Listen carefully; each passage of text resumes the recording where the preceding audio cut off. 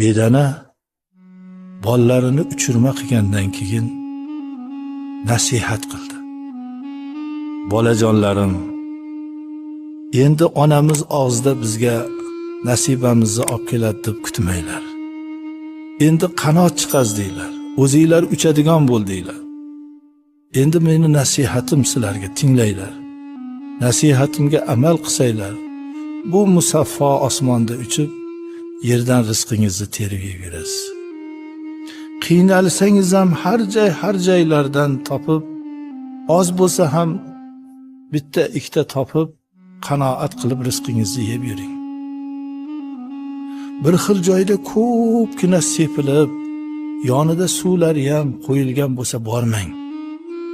U odamzod degan bir toifa borki, qushlarga tuzoq qo'yadi. Ko'pgina sepib qo'yadi-da, o'sha yerga qo'nib, o'sha donidan yeyishingiz bilan domiga ilinib qolasiz. Yo butun umriga qafasga qo'yib, sizni yig'ingizni eshitib maza qilib o'tiradi, yoki so'yib sho'rva qilib ichib oladi, yoki o'zingizga o'xshagan bir bedana bilan urushtirib rohatlanadi.